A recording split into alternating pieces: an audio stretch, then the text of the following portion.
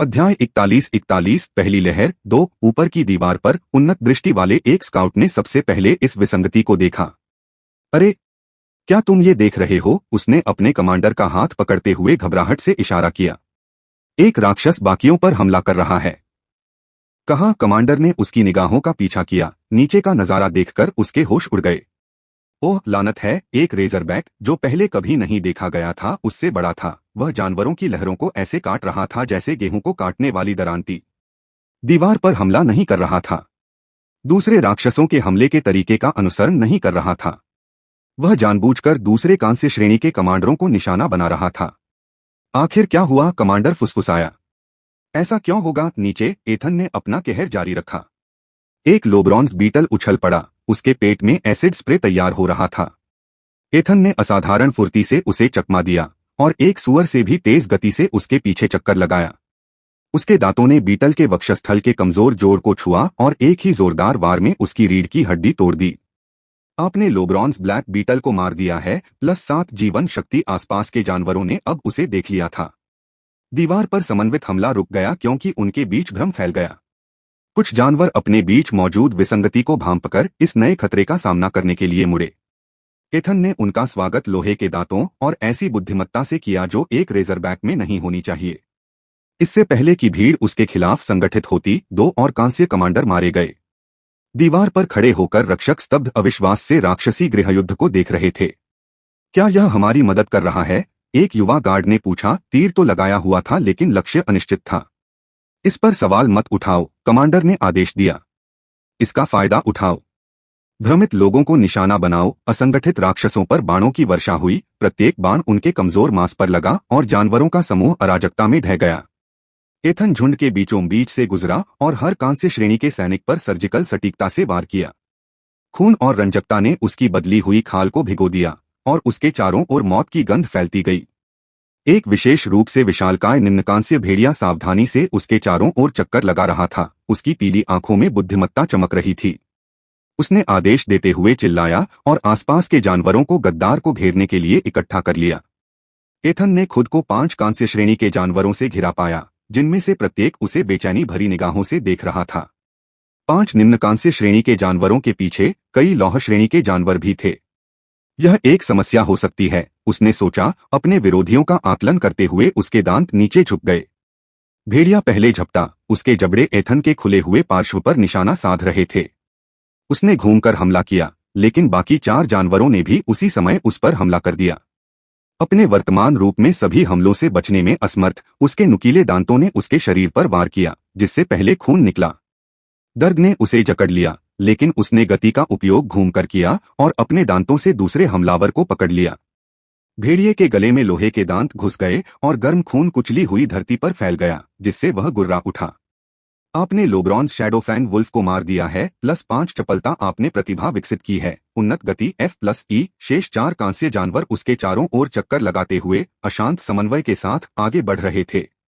देखो वो, एक गार्ड कैप्टन दीवार से चिल्लाया। सुअर हमारे लिए लड़ रहा है। उसके बगल में खड़े धनुर्धर ने अविश्वास से अपना धनुष नीचे कर दिया। यह कैसे संभव है? हमारी किस्मत पर शक मत करो, सुअर की मदद करो, कप्तान चिल्लाया। अगर वह मर गया तो हमें उनसे बचना मुश्किल हो जाएगा। एथन के चारों ओर तीरों की बारिश हुई, जिससे चक्कर लगा रहे 2 जानवरों पर वार हुआ।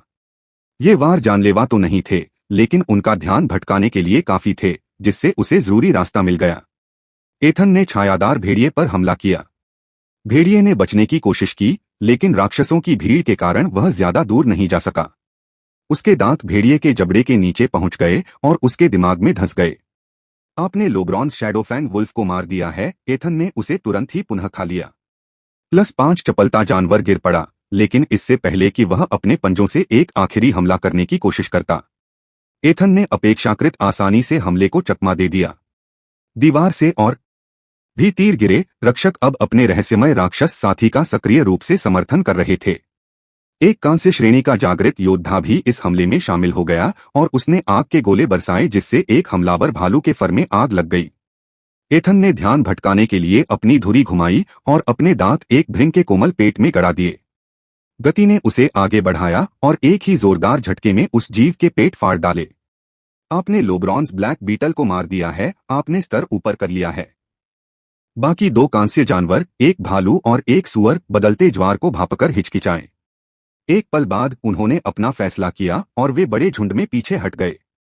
यह देखकर कि राक्षसों ने पीछे हटने का फैसला कर लिया है, वह दीवार से दूर भागा और उलझी हुई राक्षसों की कतारों को तोड़ते हुए एक अपेक्षाकृत साफ जगह पर पहुंच गया। फिर दूर खड़े रक्षकों की नजरों से बचकर उसने अपना सुअर रूप धारण कर लिया। दीवार पर खड़े रक्षकों के बीच पूर्ण शांति छा गई। उस सुअर को क्या हुआ था? एक स्काउट ने फटी हुई आवाज में फुसफुसाते हुए पूछा। उसके बगल में बैठा कमांडर कोई प्रतिक्रिया भी नहीं दे सका। पक्का नहीं, लेकिन जो भी हो, यह हमारे लिए एक आशीर्वाद था। एथन ने उन 8 कमकांस्य कोर को निकाला जो उसने उन राक्षसों के शरीर से निकाले थे जिन्हें उसने मारा था।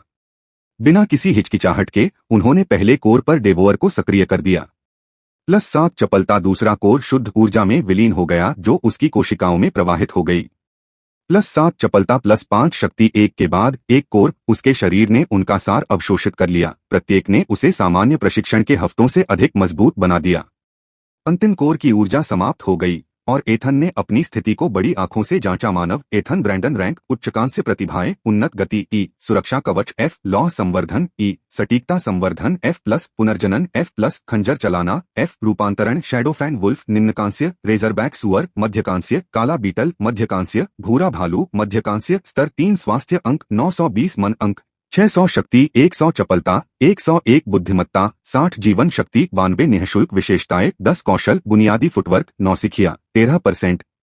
वाह, उसने फुसफुसाते हुए कहा, जैसे उसमें नई ऊर्जा का संचार हो रहा हो। यह तो बहुत ही ज्यादा मुनाफा था। पिछले हफ्ते के सभी शिकारों से भी ज्यादा उसकी ताकत और चपलता उच्चकांस्य श्रेणी की दहलीज पार कर चुकी थी। उसकी जीवन शक्ति भी पीछे नहीं थी। यहां तक कि उसकी उन्नत गति प्रतिभा भी ई रैंक तक विकसित हो चुकी थी। बस मेरी बुद्धि पिछड़ रही है, उसने थोड़ा भौहें चढ़ाते हुए सोचा। ऐसे जानवर ढूंढना मुश्किल है जिनका मुख्य गुण बुद्धि हो। उसने अपने कंधों को घुमाया, हर मांसपेशी फाइबर, हर कंडरा में अंतर महसूस किया। अपनी मौजूदा ताकत और हुनर के दम पर मैं पीक ब्रॉन्ज इंसान या राक्षस को संभाल सकता हूं, उसने ठोड़ी पर हाथ रखते हुए सोचा। लेकिन लोसिल्वर को संभालना फिर भी मुश्किल होगा, यद्यपि यह असंभव नहीं है। अध्याय 42 हान वेई की योजनाएं। दूसरे जिले के अंदर सुबह की रोशनी अलंकृत खिड़कियों से छनकर आ रही थी, जबकि हान वेई विजयी मुद्रा में खड़ा था। उसका बूट हान वेई के चेहरे पर दबा हुआ था। 16 साल का अनाथ लड़का आयातित संगमरमर की फर्श पर पड़ा था। उसका चेहरा चोटों और कटों से भरा हुआ था। अनाथालय की आग में बचे एकमात्र व्यक्ति से पूरी रात एथन से उसके संबंध के बारे में पूछताछ की गई। तो तुम्हें समझ आया कि मैंने क्या कहा या नहीं? हान वेई की आवाज में उस व्यक्ति की क्रूरता झलक रही थी जिसने कभी परिणाम नहीं झेले थे। हान वेई ने कमजोरी से सिर हिलाया, उसके फटे होंठ से खून टपक रहा था। ठीक है। अच्छा, हान वेई मुस्कुराया और पास खड़े चिकित्सक की ओर इशारा किया। इसे ठीक कर दो, बिल्कुल नया जैसा बना दो। फिर इसे तीसरे जिले में वापस ले जाओ और आगे की योजना पर काम करो। फेंग ने झुककर प्रणाम किया, लेकिन उसके चेहरे पर झिझक झलक रही थी। लेकिन युवा स्वामी, शहर में अराजकता फैल गई है और राक्षसों का झुंड किसी भी क्षण हमला कर सकता है। मुझे लगता है कि हमें इसे थोड़ा टाल देना चाहिए। आप क्या सोचते हैं? हान वेई का चेहरा धीरे धीरे अपने नौकर की ओर मुड़ते हुए गहरा गया। 3 नाप तौलकर उसने उनके बीच की जगह पार की और अपना चेहरा फेंग से कुछ इंच की दूरी पर ले आया। फेंग, क्या तुम मेरे आदेश का उल्लंघन कर रहे हो? शांत प्रश्न में किसी भी चिल्लाहट से अधिक धमकी छिपी थी। नहीं, मेरी हिम्मत नहीं है युवा मालिक। मैं तो बस इसे कर ही डालो। हाँ युवा स्वामी। फेंग ने फिर से सिर झुकाया, इस बार और गहराई से, और लड़के के ठीक होने का निरीक्षण करने के लिए पीछे हट गया। हांग वेई की आंखें झुकी हुई थीं, लेकिन उनमें कुछ कठोर हो गया था। इस बीच एथन बिना पकड़े गए शहर में वापस चला गया। वह हमेशा की तरह पीछे के प्रवेश द्वार की ओर चक्कर लगाते हुए लिन के रेस्तरां में पहुंचा। दस्तक दस्तक। रेस्तरां से कोई आवाज नहीं आई। मैं एथन हूं, उसने कहा। उसे अपना परिचय न देने की गलती का एहसास हुआ। उसके दोबारा दस्तक देने से पहले ही स्टोरेज रूम का दरवाजा खुल गया। लिन वहीं खड़ा था, उसकी आंखें राहत से फैली हुई थीं और मन में हजारों सवाल थे। तुम जीवित हो, उसने फुसफुसाते हुए कहा और उसकी चोटों को देखा। जिंदगी से भी ज्यादा, एथन ने अंदर कदम रखते हुए और दरवाजा बंद करते हुए कहा। लेकिन हमें बात करनी होगी। हालात और भी बदतर होने वाले हैं। राक्षसों ने अपने हमले शुरू कर दिए हैं। पहरेदार उन्हें पीछे हटने पर मजबूर करने में कामयाब रहे, लेकिन काफी नुकसान हुआ। एथन छोटे से भंडारण कक्ष में चहलकदमी कर रहा था। तुम्हारा क्या मतलब है? लिन के पिता ने पूछा। उनका चेहरा चिंता से लाल हो गया। एथन रुक गया, सोच रहा था कि कितना कुछ बताए।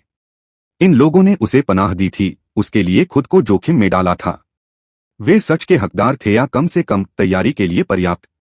वह उनकी मुख्य ताकत नहीं थी, उन्होंने समझाया। यह तो बस पहली लहर थी जो हमारी सुरक्षा की परीक्षा ले रही थी। ज्यादा ताकतवर अभी इंतजार कर रहे हैं। लिन ने अपने पिता का हाथ पकड़ लिया। ज्यादा ताकतवर? उन राक्षसों ने पहले ही दर्जनों गार्डों को मार डाला है। वे ज्यादातर आयरन रैंक वाले थे और कुछ कांस्य सेनापति भी। एथन का चेहरा गहरा गया। जंगल में सिल्वर रैंक वाले इकट्ठा हो रहे हैं। कम से कम 3 तो होंगे ही। जब वे अपनी पूरी सेना के साथ आएंगे, उसे अपनी बात पूरी करने की जरूरत ही नहीं पड़ी। बिना किसी सैन्य अनुभव वाले लोग भी समझ सकते थे कि सिल्वर रैंक के जानवर किसी शहर का क्या बिगाड़ सकते हैं। दूसरे और पहले जिले तो बच सकते हैं, उसके पिता ने धीरे से कहा, लेकिन तीसरे जिले की दीवार पहले ही क्षतिग्रस्त हो चुकी है। हम सबसे पहले गिरेंगे। तुम्हें निकल जाना चाहिए, एथन ने दृढ़ता से कहा। जो कुछ तुम उठा सको ले लो और भीतरी इलाकों की ओर निकल जाओ। आज ही। लिन ने जिद से सिर हिलाया। यह रेस्टोरेंट ही हमारे पास है, हम इसे यूं ही नहीं छोड़ सकते। आप एक रेस्टोरेंट का पुनर्निर्माण कर सकते हैं, एथन ने जवाब दिया। आप अपना जीवन पुनर्निर्माण नहीं कर सकते, उसके पिता ने धीरे से सिर हिलाया। उम्र की व्यावहारिकता ने भावुकता पर विजय पा ली। वह सही कह रहा है लिन, हमें जाने की तैयारी करनी चाहिए। तुम्हारा क्या हाल है? लिन ने एथन पर नजरें गड़ाते हुए पूछा। तुम कहाँ जाओगे? मैं अभी तीसरे जिले में ही रहूंगा। जब आप तीसरे जिले में पहुंच जाएं और आपको मदद की जरूरत हो तो इस व्यक्ति को ढूंढ लें, उन्होंने कागज और कलम ढूंढने से पहले कहा। यह उसका पता है लिन, तुम उसे जानती हो। तुमने उसे पहले भी देखा है। यह वही लड़की है जिसके साथ मैंने पहले खाना खाया था।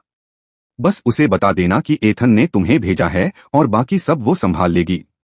उसका नाम टियाना है। सावधान रहो, लिन ने धीरे से कहा। अनाथालय में आग लगने की अफवाहें हैं। कहते हैं कि यह कोई दुर्घटना नहीं थी। एथन के चेहरे पर कोई भाव नहीं बदला, लेकिन उसके सीने में कुछ ठंडा सा बैठ गया। कैसी अफवाहें? कुछ बच्चों ने आग लगने से ठीक पहले कुछ लोगों को जाते देखा। वे काले कपड़े पहने हुए थे। उसके पिता ने अपनी बेटी की तरफ चेतावनी भरी नजर से बीच में ही टोकते हुए कहा, ये सिर्फ बातें हैं, कोई सबूत नहीं। बच्चों ने कुछ देखा होगा, लेकिन एथन के पास वो सारे सबूत मौजूद थे जिनकी उसे जरूरत थी। हान वेई ने उनके निजी झगड़े को सामूहिक हत्या तक पहुंचा दिया था। मैं ध्यान रखूंगा, एथन ने कहा, फिर रुक गया। तुम्हें रात होने तक चले जाना चाहिए। क्या तुम्हारे पास दूसरे जिले में प्रवेश का शुल्क है? हाँ, हमारे पास पर्याप्त मात्रा में होना चाहिए, लिन के पिता ने उत्तर दिया, हालांकि उनकी आंखों में अनिश्चितता झलक रही थी। एथन ने एक पल सोचा, फिर अपनी स्टोरेज रिंग में हाथ डाला। उसकी हथेली में 5 पीक आयरन कोर प्रकट हो गए। यह लो, ये ले लो। लिन और उसके पिता की आंखें एक साथ चौड़ी हो गईं। यह बहुत ज्यादा है, बूढ़ा आदमी हकलाते हुए बोला, एथन के हाथ में छोटे से भाग्य को घूरते हुए। एथन ने दृढ़ता से सिर हिलाया। बस कर लो। वैसे गार्ड्स को जानते हुए भी वे मौके का फायदा उठाएंगे और ज्यादा पैसे वसूलेंगे। तुम्हें उनकी जरूरत पड़ेगी। यह बहुत ज्यादा है, लिन के पिता ने दोहराया। उनका जर्जर चेहरा उलझन में था। ऐसा नहीं है, एथन मुस्कुराया। बूढ़े का हाथ पकड़कर कोर की थैली उसमें दबा दी। बस सब कुछ खत्म होने के बाद मुझे एक बढ़िया खाना खिला देना। धन्यवाद। लिन के पिता झुकने लगे, जो एक आम आदमी का उच्च पदस्थ व्यक्ति के प्रति किया जाने वाला इशारा था। एथन ने तुरंत उसे रोका और उसके कंधे पकड़ लिए। मुझे रहने की जगह देने के लिए मैं तुम्हारा शुक्रिया अदा करता हूँ। लिन यह बातचीत देख रही थी, उसकी आंखों में आंसू आ गए। कुछ ही दिनों में यह अजनबी उनके लिए मायने रखने लगा था और किसी तरह वे उसके लिए भी मायने रखने लगे थे। सुरक्षित रहो, उसने फुसफुसाते हुए कहा। एथन ने सिर हिलाया। तुम भी बाहर। डिस्ट्रिक्ट 3 में अफरा तफरी मची हुई थी।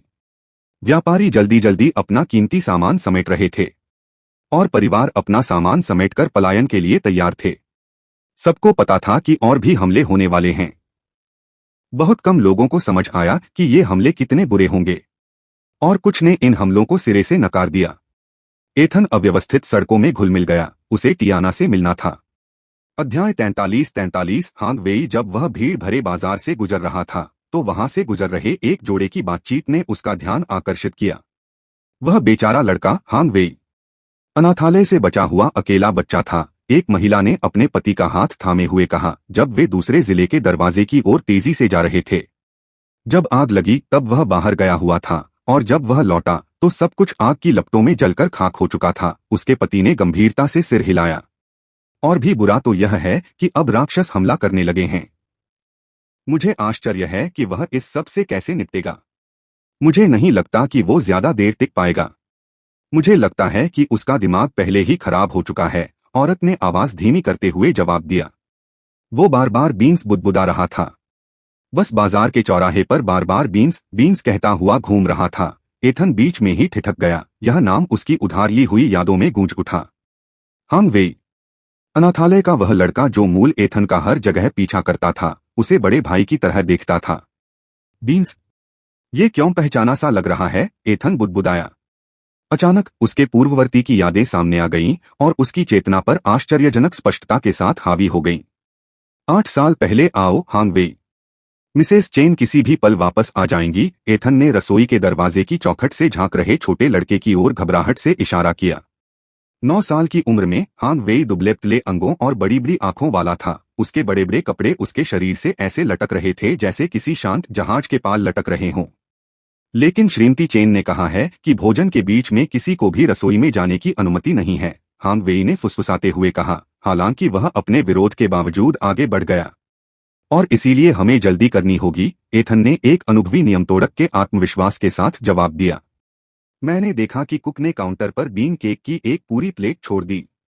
अगर हम अभी नहीं लेंगे तो रात के खाने तक वे खत्म हो जाएंगे। अनाथालय में हफ्तों से खाने पीने की चीजों की कमी थी। सेना ने जिले का ज्यादातर खाना एक अभियान के लिए जब्त कर लिया था, जिससे नागरिक संस्थानों को कम राशन पर गुजारा करना पड़ रहा था। भूख बच्चों, खासकर एथन जैसे बढ़ते बच्चों, का एक स्थायी साथी बन गई थी। हांग वेई का पेट जोर से गुर्राया और उसने अपना फैसला सुना दिया। वह रसोई के फर्श पर दौड़ा, जहां एथन पहले से ही काउंटर के पास खड़ा था और इनाम पर नजर गड़ाए हुए था। वे वहां हैं, एथन ने आदरपूर्वक फुसफुसाया। खिड़की के पास भाप से भरे बीन केक की एक प्लेट ठंडी हो रही थी। चावल के आटे में लिपटे मीठे बीन पेस्ट के 16 परफेक्ट गोले। और भी खास बात यह थी कि उन पर किसी का ध्यान नहीं था। मैं तुम्हें ऊपर उठाऊंगा, एथन ने छोटे लड़के के लिए एक सीढ़ी बनाने के लिए अपनी उंगलियां आपस में फंसाते हुए कहा। तुम 4 लोगों को पकड़ो, हम दोनों के लिए 2, फिर हम दौड़ेंगे। हांग वेई ने गंभीरता से सिर हिलाकर मिशन स्वीकार कर लिया। वह एथन के हाथों में आ गया और उसे ऊपर उठा लिया गया। उसकी उंगलियां काउंटर के किनारे तक पहुंच ही रही थीं। लगभग, उसने ध्यान से जीभ बाहर निकालते हुए जोर से कहा। लगभग मिल गया। उसकी छोटी उंगलियां एक बीन केक के चारों ओर बंद हो गईं, फिर दूसरे पर। मिल गया, उसने विजयी भाव से फुसफुसाया। तभी रसोई का दरवाजा खुल गया। एथन, ब्रैंडन, हांग वेई, तुम क्या कर रहे हो? श्रीमती चेन दरवाजे पर खड़ी थीं, दोनों हाथों को क्रॉस किए हुए। उनका सामान्यतः दयालु चेहरा सख्त निराशा में डूबा हुआ था। एथन ने चौंककर हांग वेई को गिरा दिया, हालांकि वह छोटे लड़के को जमीन पर गिरने से पहले ही पकड़ने में कामयाब रहा। बीन केक इतने भाग्यशाली नहीं थे, वे साफ रसोई की टाइलों पर गिर पड़े। हम तो बस, एथन ने कहना शुरू किया। उसका दिमाग एक उचित बहाना ढूंढने में व्यस्त था। जब इस अनाथालय में 26 अन्य भूखे बच्चे हैं तो आप खाना चुरा रहे हैं। श्रीमती चेन ने उनकी बात पूरी की। उनकी आवाज में एक अनोखी धार थी। हांग वेई फूट फूट कर रोने लगा। हमें माफ करना श्रीमती चेन, हम बहुत भूखे थे। श्रीमती चेन के चेहरे पर थोड़ी नरमी आई, लेकिन उनका रुख अटल रहा। तुम दोनों मेरे साथ आओ। वह उन्हें अपने छोटे से दफ्तर में ले गई, जहां सन्नाटा पसरा हुआ था और आने वाले परिणामों का अंदेशा था। अंदर पहुंचकर उसने उन्हें अपनी मेज के सामने रखी घिसी पिटी कुर्सियों पर बैठने का इशारा किया। क्या तुम जानते हो कि तुमने जो किया वह गलत क्यों था? उसने पूछा। उसकी आवाज अब धीमी हो गई थी। एथन ने अपने जूतों को घूरते हुए कहा, क्योंकि चोरी करना गलत है। हाँ, लेकिन और भी बहुत कुछ है, श्रीमती चेन ने कहा। ये आज रात बूढ़े लिन के जन्मदिन के जश्न के लिए थे। वह हर महीने अपनी पेंशन से जो कुछ भी हो सकता है हमें दान कर देते हैं। शर्म से एथन के गाल जल गए। बूढ़ा लिन एक दयालु बुजुर्ग व्यक्ति था जो अक्सर कहानियां सुनाने अनाथालय आता था।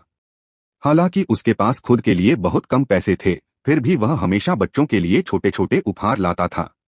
लेकिन साथ ही श्रीमती चेन ने अपनी आंखों में एक अजीब सी चमक लाते हुए कहा, वे विशेष बीन केक कभी भी खाने के लिए नहीं बनाए गए थे। एथन ने असमंजस में ऊपर देखा। वो एक जाल थे, उसने हल्की सी मुस्कान के साथ समझाया। कुक और मैं हफ्तों से अपने किचन चोर को पकड़ने की कोशिश कर रहे थे। हमें शक था कि तुम पर, जियान पर या लियू पर।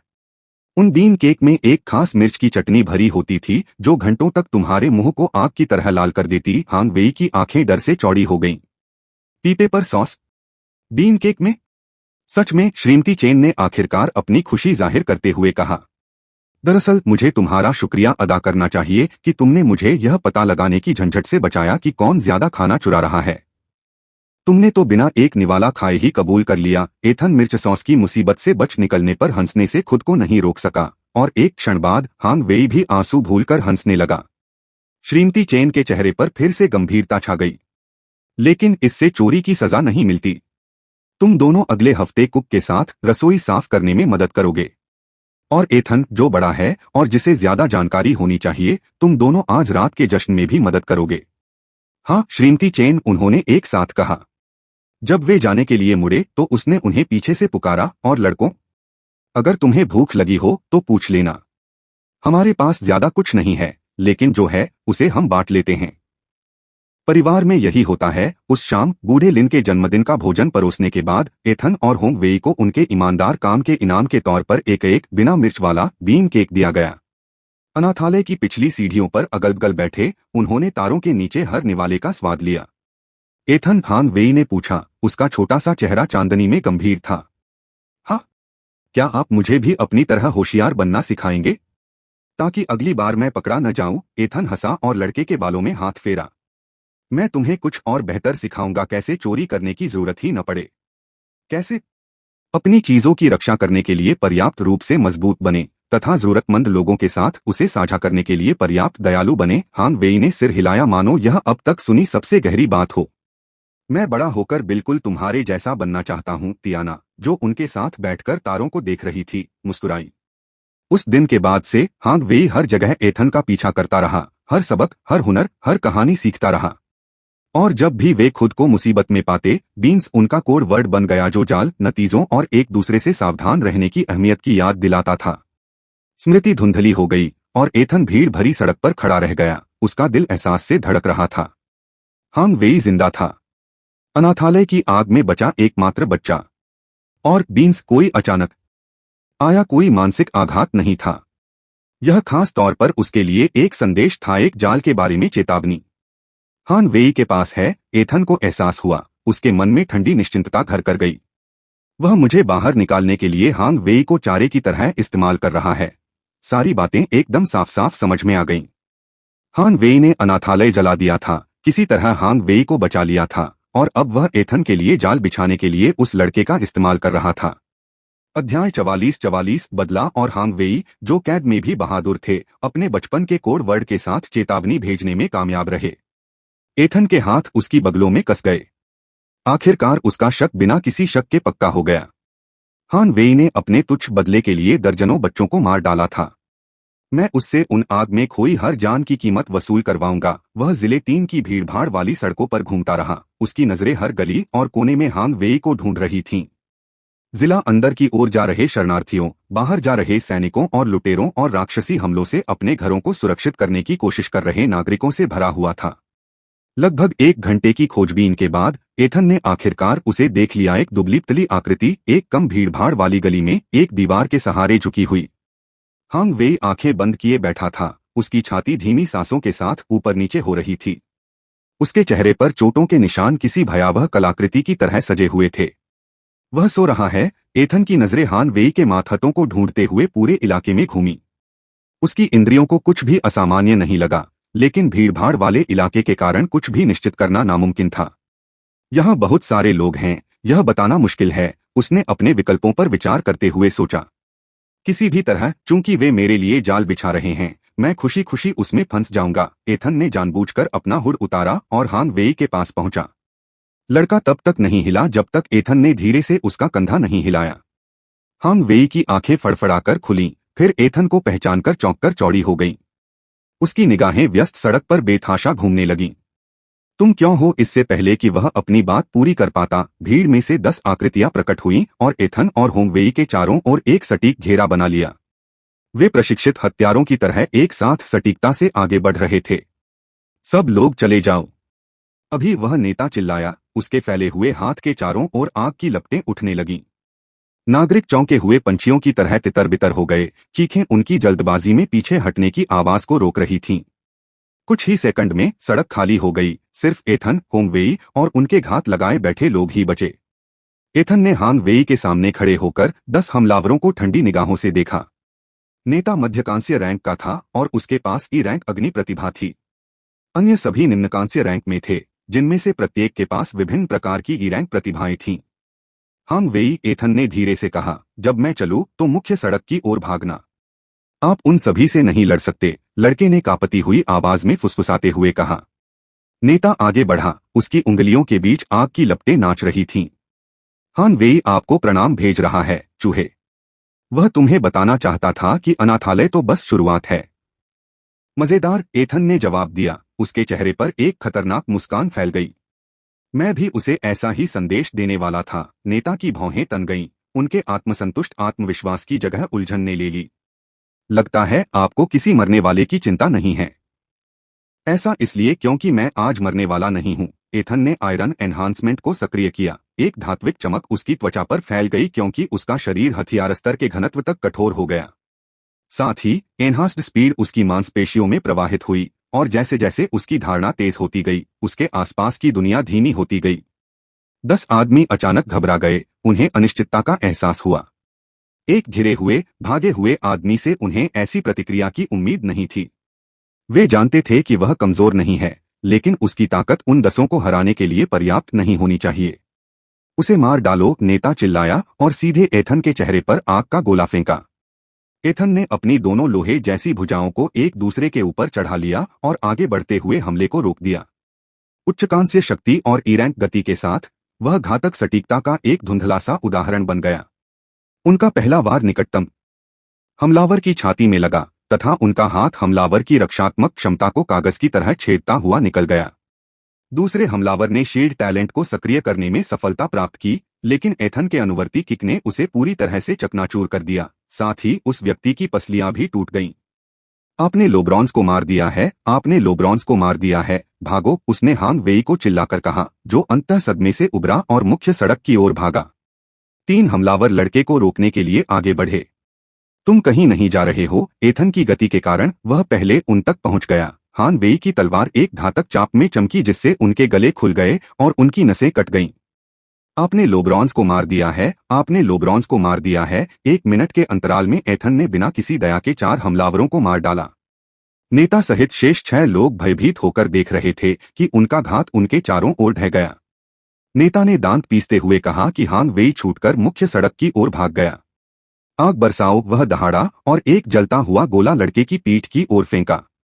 एथन अलौकिक गति से आगे बढ़ा और अपनी लोहे से मजबूत हथेली से आग के गोले को रोक लिया। लपटें उसकी कठोर त्वचा पर बुझ गईं और कोई निशान भी नहीं छोड़ा। असंभव, हत्यारों में से एक ने फुसफुसाया। नेता की आंखें चौड़ी हो गईं। धिक्कार है। कम से कम वह तो उच्चकांस्य है। उसकी गति तो रैंक के शिखर तक पहुंच गई होगी। हम उसे नहीं हरा सकते, एक और पीछे हटते हुए बोला। हमें भाग जाना चाहिए। भागो। लेकिन युवा मास्टर हान, जैसे ही एथन ने गति की धुंध में दूरी कम की, उसके शब्द उसके गले में ही अटक गए। हांगवेई की तलवार एक बार चमकी, उस आदमी की छाती को चीरती हुई दूसरी तरफ से निकल गई। हत्यारे की आंखें सदमे से उभर आईं। उसके होठों से खून के बुलबुले फूट रहे थे। वह अपनी छाती से निकले ब्लेड को घूर रहा था। उसे कुछ समझ नहीं आ रहा था। धम्म। उसका शरीर फर्श से टकराया। क्या कोई और हांगवेई का जिक्र करना चाहता है? एथन ने पूछा। उसकी आवाज बेहद शांत थी क्योंकि उसने एक ही बार में अपने ब्लेड को साफ कर दिया था। काश।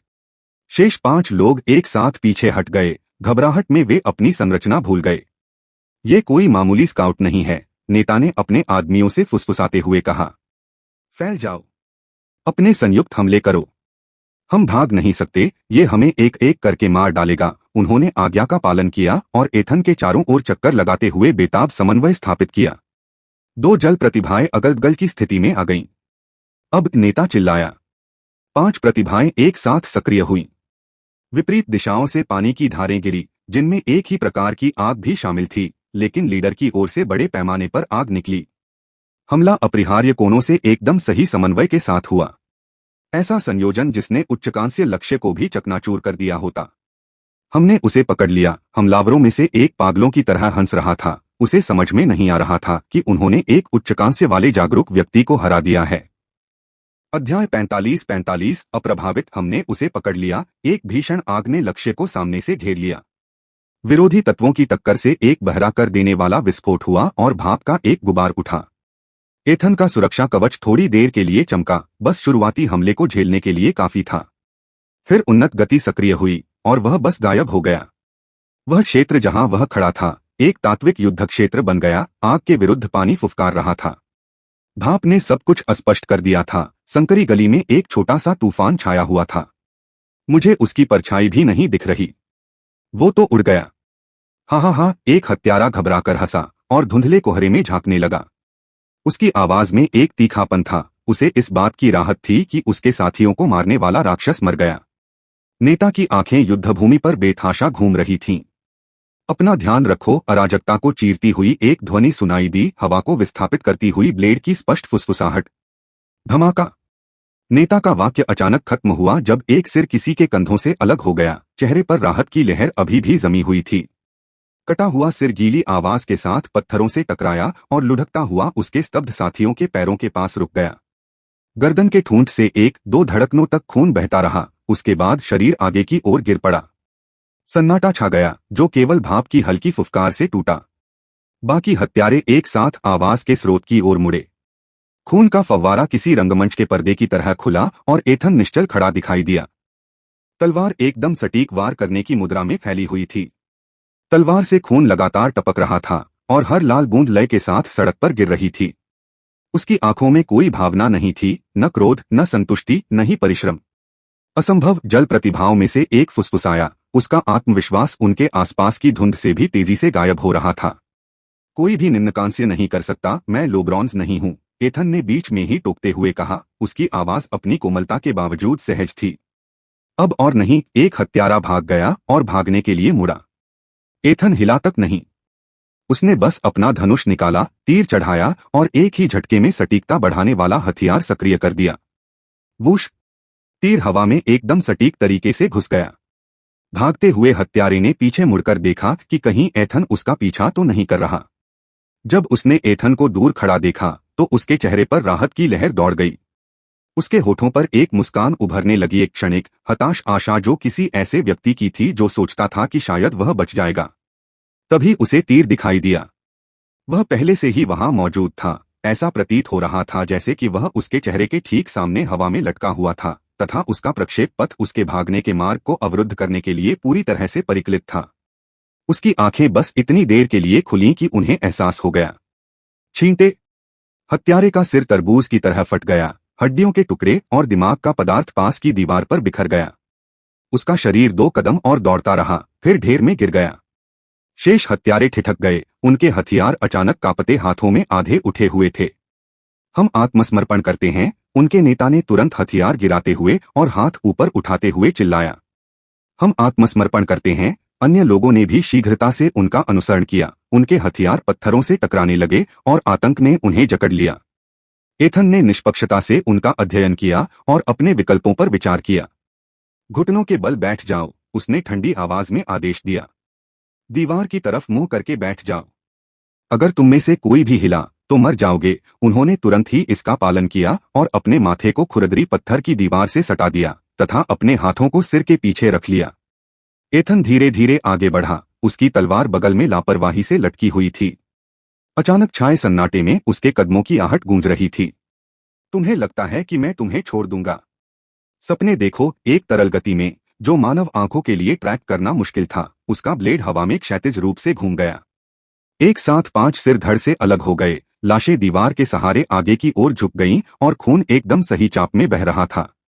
नेता को छोड़कर बाकी सभी लोग जड़वत खड़े रहे। उनकी आंखें चौड़ी हो गईं, जबकि उनके अधीनस्थों के शरीर उनके बगल में मरोड़ खा रहे थे। शांत हो जाओ, एथन ने अपना ब्लेड साफ करते हुए कहा। मैंने तुम्हें किसी वजह से नहीं मारा। मेरे पास तुम्हारे लिए कुछ सवाल हैं। नेता ने घबराहट में सिर हिलाया, उसके चेहरे पर पसीना बह रहा था। कुछ भी? मैं तुम्हें कुछ भी बताऊंगा। क्या आप मुझे बाद में जाने देंगे? उसने फुसफुसाते हुए कहा। एथन ने एक बार सिर हिलाया। मैं करूंगा। आदमी के चेहरे पर राहत की लहर दौड़ गई। शुक्रिया शुक्रिया जनरल हान कहाँ हैं? एथन ने बीच में ही टोकते हुए कहा। जनरल हान, नेता ने गहरी सांस ली। वह हाल ही में हवेली से अनुपस्थित रहे हैं। शहर के नेता ने उन्हें अन्य जनरलों की तरह शहर के उत्तरी हिस्से की भीषण लहरों से रक्षा का कार्यभार सौंपा है। एथन की इंद्रियों ने दिल की धड़कन या सांसों में कोई उतार चढ़ाव नहीं देखा जिससे झूठ का संकेत मिलता हो। उसने धीरे से सिर हिलाया। और हान वेई, वह इस समय कहाँ होगा? जैसा कि मैंने पहले कहा, दूसरे जिले का ग्रीष्मकालीन मंडप। वह इंतजार कर रहा है कि हम तुम्हें वहां ले आए। यह एक जाल है, लेकिन तुम तो जानते ही हो। मुझे वहां ले चलो। एथन ने तलवार का इशारा करते हुए आदेश दिया। अगर तुमने कुछ भी संदिग्ध किया तो तुम्हारा सिर भी उनकी तरह कट जाएगा। अपना इकलौता मौका मत गवाओ। हाँ, वह आदमी अचानक कोई हरकत न करने की सावधानी बरतते हुए अपने पैरों पर खड़ा हो गया। मैं तुम्हें सुरक्षित रास्ते से ले जाऊंगा, सर्विस लेन से। कोई गार्ड नहीं। हान वेई अपने छिपने की जगह से आगे बढ़ा। मैं भी आ रहा हूं। आप अब भी वहां हो? छोड़ो भी। नहीं, तुम नहीं आ रहे, एथन ने दृढ़ता से जवाब दिया। बहुत खतरनाक है। लेकिन मैं यह कर सकता हूं, कोई परंतु नहीं। क्या आप लिन के रेस्तरां को जानते हैं? हांग वेई ने सिर हिलाया। हाँ, मुझे यह पता है। अच्छा, ये चाबियां ले लो और तहखाने में छिप जाओ। जब तक मैं तुम्हारे पास न आऊं, बाहर मत आना। समझ गए? हांग वेई थोड़ा हिचकिचाया, लेकिन अपने बड़े भाई का चेहरा देखकर उसने सिर हिला दिया। ठीक है भाई। एथन का चेहरा थोड़ा नरम पड़ गया। जाहिर है वह उसका सगा भाई नहीं था, लेकिन छोटा बच्चा उसके साथ वैसा ही व्यवहार कर रहा था। अच्छा। हांग वेई लिन के रेस्तरां की ओर चला गया, एक बार पीछे मुड़कर देखा और फिर कोने में गायब हो गया। नेता की घबराई हुई सांसों के अलावा सड़क पर सन्नाटा छा गया। एथन ने आसपास नजर दौड़ाई तो पाया कि वहां संदेहास्पद रूप से सन्नाटा पसरा हुआ है। वैसे सेना क्यों नहीं आ रही है? उसने पूछा। नेता को बड़ी मुश्किल से निगलना पड़ा। हमने उन्हें बता दिया था कि हमें आदेश मिले हैं, ताकि वे बीच में न आए। मैं समझ गया। एथन ने सिर हिलाया और पास की लाश के पास गया। वह शव के पास घुटनों के बल बैठ गया और अपनी हथेली उसके अभी भी गर्म माथे पर रख दी। नेता बढ़ती बेचैनी से देख रहा था। नेता को ये कोई अजीबोगरीब रस्म लग रही थी, मौत के बाद लाशों को छूना। उसने एक शब्द भी बोलने की हिम्मत नहीं की। उसे डर था कि कहीं उसकी मौत के बाद भी उसे छुआ न जाए। एथन की स्थिति दृष्टि सक्रिय हो गई, जिससे शव की जानकारी सामने आई। मानव, जेसन मार्ट, रैंक निम्नकांस्य, जल प्रतिभा ई ग्रेड कौशल, जल शील्ड, नौसिखिया। बिना किसी हिचकिचाहट के एथन ने डेवोअर को सक्रिय कर दिया।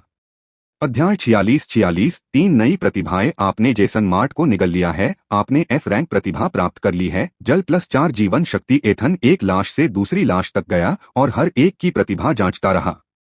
ज्यादातर प्रतिभाएं खाने लायक नहीं थीं, या तो उसके पास पहले से मौजूद प्रतिभाएं थीं या फिर घटिया संस्करण जो कोई सुधार नहीं ला सकते थे। उन्होंने ई रैंक जल प्रतिभा वाले एक और व्यक्ति को चुना और अपनी नई अर्जित क्षमता को और मजबूत करने के लिए उसे आत्मसात कर लिया। तीसरे योग्य उम्मीदवार के पास ई रैंक पवन प्रतिभा थी, जिसने उनकी बढ़ती प्रतिभा में एक और तत्व जोड़ दिया। अंतिम अवशोषण के बाद एथन रुक गया तथा अपने शरीर में प्रवाहित हो रही नई शक्ति से परिचित होने लगा। उसकी अद्यतन स्थिति उसके मन की आंखों के सामने घूम गई। मानव, एथन ब्रैंडन रैंक, उच्चकांस्य प्रतिभाएं, उन्नत गति ई, सुरक्षा कवच एफ, लौ संवर्धन ई, सटीकता संवर्धन F+, पुनर्जनन F+, खंजर चलाना F, जल F, वायु F, रूपांतरण shadow fang wolf, peak iron, razorback boar, मध्यकांस्य, ब्लैक बीटल, मध्यकांस्य, ब्राउन बियर, मध्यकांस्य, स्तर 3 स्वास्थ्य अंक 980 मन पॉइंट्स, 700 शक्ति, 110 चपलता, 111 बुद्धिमत्ता, 70 जीवन शक्ति, 98 निःशुल्क विशेषताएं, 10 कौशल, बुनियादी फुटवर्क, नौसिखिया, 13%। उनके गुणों में कुल 36 अंकों की वृद्धि हुई थी, बुद्धिमत्ता में 10 अंकों की, जीवन शक्ति में 6 अंकों की तथा शक्ति और चपलता दोनों में 10 से 10 अंकों की वृद्धि हुई थी। उनके शस्त्रागार में 2 नई मौलिक प्रतिभाएं जुड़ गईं।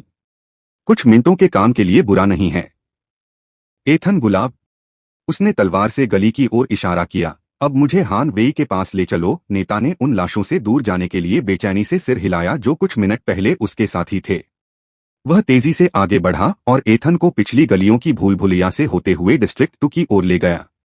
जैसे ही वे आगे बढ़े, एथन ने अपनी नई जल प्रतिभा का परीक्षण किया। हवा से नमी को अपनी हथेली के ऊपर एक छोटे से तैरते हुए गोले में खींच लिया। और कितना आगे, उसने पूछा। 10 मिनट, नेता ने कांपती आवाज में जवाब दिया।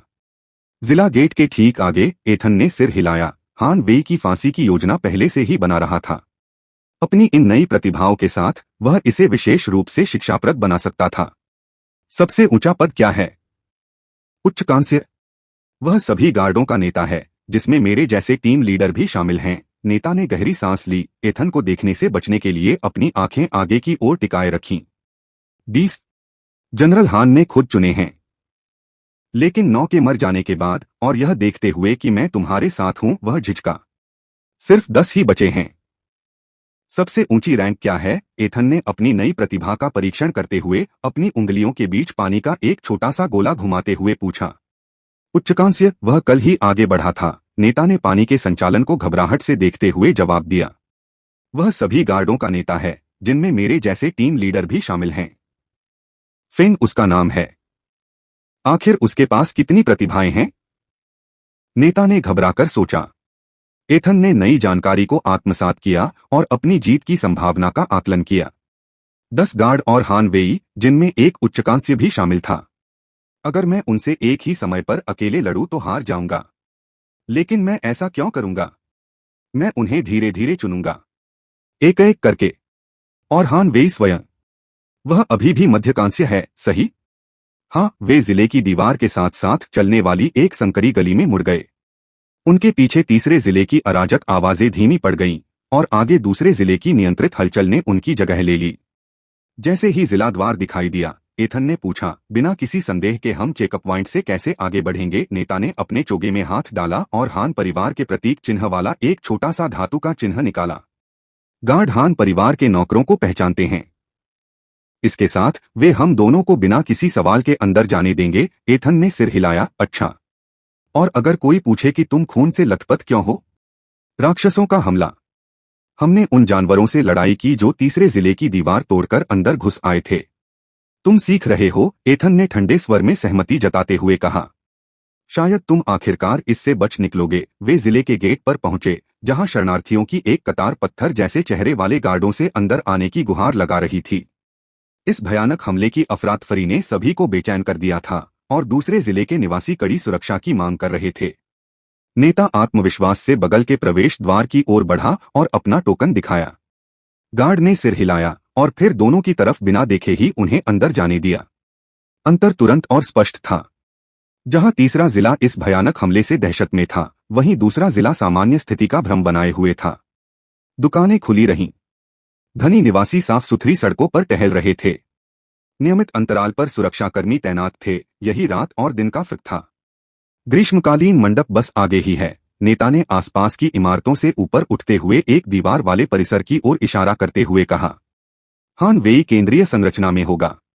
और बाकी लोग परिधि पर गश्त या अंदर? एथन ने सिर हिलाकर अपना रुख तय किया। क्या कोई सर्विस प्रवेश द्वार है? हाँ, पूर्व दिशा में। रसोई कर्मचारियों और नौकरों द्वारा उपयोग किया जाता है। बहुत बढ़िया। एथन ने नेता को आगे बोलने का इशारा किया। सेवा प्रवेश द्वार पर पहुंचकर देखा तो वहां केवल एक ही गार्ड था। स्टीवन को देखकर वह उसके पास गया। कहा है, इससे पहले कि वह अपनी बात पूरी कर पाता, एथन ने उसे मार डाला। इसका शरीर नष्ट कर दो। स्टीवन ने सिर हिलाया और अपनी अग्नि प्रतिभा का प्रयोग करके शरीर को राख में बदल दिया। वे सेवा द्वार से होते हुए एक मंद रोशनी वाले गलियारे में पहुंच गए। दोनों तरफ नौकरों के कमरे और गोदाम बने हुए थे। नेता ने मुड़कर बोलने के लिए अपना मुंह खोला। आगे है। एथन का ब्लेड हवा में फुसफुसाया और सर्जिकल सटीकता से उस आदमी की गर्दन चीरता हुआ निकल गया। नेता को विश्वासघात का एहसास होने से पहले ही उसका सिर कंधों से नीचे गिर गया। मैंने उसे जाने दिया नरक में। एथन उस हिलते हुए शरीर के पास दुबक गया और अपनी हथेली उसके माथे पर रख दी। अग्नि प्रतिभा इतनी मूल्यवान थी कि उसे बर्बाद नहीं किया जा सकता था। मानव स्टीवन जो रैंक मध्यकांस्य फायर टैलेंट ई ग्रेड कौशल फायर स्ट्राइक नौसिखिया खा जाओ आपने F+ प्रतिभा प्राप्त कर ली है। अग्नि +3 चपलता उन्होंने अपना हाथ आगे बढ़ाया और ज्वाला के सार पर ध्यान केंद्रित किया। उसकी हथेली के ऊपर आग का एक गोला प्रकट हुआ जो नारंगी लाल रंग का था और संयमित ऊर्जा से स्पंदित हो रहा था। उसने उसे सिरविहीन लाश की ओर मोड़ दिया। लपटें कपड़े और मांस को तेजी से भस्म कर रही थीं, लेकिन उसकी पसंद के हिसाब से बहुत धीमी गति से जल रही थीं। बहुत ज्यादा मजबूत नहीं है, एक विचार के साथ उसने अपनी वायु प्रतिभा को सक्रिय किया और आग की लपटों को भड़काने के लिए धाराएं प्रवाहित की। इसका प्रभाव तुरंत हुआ, आग और तेज हो गई और शरीर को पहले से तिगुनी गति से भस्म करने लगी। अध्याय 47 हान वेई का निधन। कुछ ही मिनटों में सिर्फ राख ही बची। उसकी कलाई के एक और झटके से हवा ने सबूतों को गलियारे के फर्श पर बिखेर दिया। धूल से अलग पहचाना नहीं जा सका। एथन पवेलियन में और भी गहराई तक गया, एक शिकारी की तरह खामोश अंदाज में आगे बढ़ता रहा। 3 तात्विक प्रतिभाएं अब उसकी शारीरिक क्षमताओं का पूरक बन गईं, आक्रमण के लिए अग्नि जबकि बहुमुखी जल और वायु। गलियारा एक केंद्रीय प्रांगण में खुलता था जिसे शहर के संकट के बावजूद बेदाग बनाए रखा गया था। चेरी के पेड़ मुख्य भवन की ओर जाने वाले पत्थर के रास्ते पर कतार से लगे थे, एक सुंदर संरचना जिसके ऊपर की ओर उठी हुई छतें थीं और हवा में लहराते कागज के लालटें। एथन की इंद्रियों ने आगे की ओर हलचल महसूस की। एथन ने पूर्वी परिधि पर गश्त करते हुए 2 गार्डों को देखा तथा मुख्य प्रवेश द्वार पर एक और जोड़ी को देखा। जब वह नौकरों के गलियारे से सहजता से गुजर रहा था तो नौकरों की पोशाक पहने एक अधेड़ उम्र का आदमी तह किए हुए चादरे लिए कोने से आया। नौकर रुक गया। एथन को देखकर उसकी भौहें थोड़ी ऊपर उठ गईं। माफ कीजिए महोदय, उसने विनम्रता से कहा। उसकी आवाज में कोई संदेह नहीं था। यह मजदूरों का क्षेत्र है। जनरल हान के परिसर की पूर्ण सुरक्षा ने उन्हें निश्चिंत कर दिया था। किसी घुसपैठिए का इतनी गहराई तक घुस आना इतना अकल्पनीय था कि नौकर ने मान लिया कि एथन यहीं का रहने वाला है। एथन ने अपनी मुद्रा और हाव भाव को अहंकारपूर्ण बना लिया और हान परिवार के साथियों जैसा व्यवहार अपनाया। मैं बाथरूम गया था और रास्ता भटक गया। मैं समझ गया, नौकर ने बिना कोई सवाल किए स्पष्टीकरण स्वीकार करते हुए सिर हिलाया। एथन को एक मौका सूझा। मुझे हान वेई के पास ले चलो। मुझे अभी भी उससे कुछ जरूरी बातें करनी हैं। बिल्कुल साहब, नौकर ने अपनी बाहों में चादरें ठीक की। क्या आपको पता है कि मीटिंग कहाँ हो रही है? वेटिंग रूम में, लिविंग रूम में या कॉन्फ्रेंस रूम में? उसका मुख्यालय, एथन ने सहजता से उत्तर दिया। नौकर की भौहें क्षणिक उलझन में फड़क उठीं, लेकिन अपने वरिष्ठ अधिकारी के शब्दों पर सवाल उठाना उनका काम नहीं था। ठीक है सर, उसने थोड़ा झुककर कहा। क्या आप मेरे पीछे आ सकते हैं? आगे बढ़ो, एथन ने नौकर के पीछे एक सामान्य दूरी बनाए रखते हुए इशारा किया। वे परिसर में घूमते हुए अपनी संपत्ति का प्रदर्शन करते हुए आगे बढ़े, जो अनाथालय की स्थिति से बिल्कुल अलग थी। दरअसल तीसरे जिले में किसी की भी स्थिति से बिल्कुल अलग। जेड मूर्तियां और भी बहुत कुछ। युवा स्वामी हान आमतौर पर दिन के इस समय अपने निजी अध्ययन कक्ष में काम करते हैं। नौकर ने 2 आदमियों द्वारा पहरा दिए गए एक अलंकृत दरवाजे के सामने रुकते हुए समझाया। क्या मैं आपकी घोषणा कर दूं? एथन मुस्कुराया। कोई जरूरत नहीं है। यह कौन है? लंबे व्यक्ति ने नौकर से पूछा। युवा स्वामी हान के लिए एक मेहमान, नौकर ने उत्तर दिया। वह अपने समूह से अलग हो गया था। पहरेदारों ने एक दूसरे को देखा, उनकी आंखों में शक की लकीरें उभर आईं। हमें आज किसी भी आगंतुक के आने की सूचना नहीं दी गई थी, एथन ने नाटकीय अंदाज में आह भरी। क्या हमें हर बार ऐसा ही करना होगा? डिस्ट्रिक्ट 3 की घटना के बाद हान वेई ने खास तौर पर मेरी मौजूदगी का अनुरोध किया था। पहरेदारों को झिझक हो रही थी। उन्हें समझ नहीं आ रहा था कि अपने मालिक के संभावित सहयोगी को नाराज करने का जोखिम उठाया जाए या नहीं। आपका नाम? श्रीमान, छोटे कद के गार्ड ने पूछा। एथन ब्रैंडन, उसने ठंडी मुस्कान के साथ जवाब दिया। वही जिसे तुम ढूंढ रही हो। उनके चेहरों पर पहचान की झलक उभरी और फिर तुरंत घबराहट भी हुई। उनके हाथ तुरंत अपनी बगल में रखे हथियार की ओर मुड़ गए। उसे पकड़ो, लंबा गार्ड चिल्लाया। बहुत देर हो चुकी है। एथन की बढ़ी हुई गति सक्रिय हो गई। दुनिया की गति धीमी हो गई क्योंकि उसने दूरी कम कर दी, इससे पहले कि वे अपने ब्लेड निकाल पाते। उसके हाथों ने एक साथ उनके गले कुचल दिए, जिससे आवाज और सांस दोनों बंद हो गए। वे गिर पड़े, हाथ कुचली हुई श्वास नलियों को बेकार में नोच रहे थे। नौकर भय से जड़वत खड़ा रहा। उसके पैरों में चादरें भूल गईं। माफ करना, एथन ने सहजता से कहा। गलत जगह गलत समय, एक त्वरित हमले ने उस व्यक्ति को मृत होने के बजाय बेहोश कर दिया। वह इस संघर्ष का हिस्सा नहीं था, केवल एक दुर्भाग्यपूर्ण दर्शक था। +2 शक्ति +3 चपलता। इससे पहले कि एथन हैंडल तक पहुंच पाता, दरवाजा खुल गया। इतना शोर क्यों है? हान वेई दरवाजे से अंदर आते हुए चिल्लाया।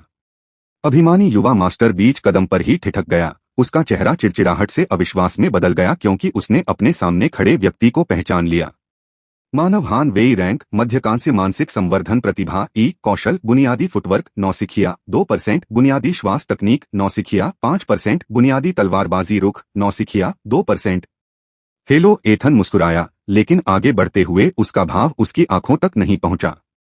हान वेई पीछे की ओर लड़खड़ाते हुए एक साइड टेबल से टकरा गया।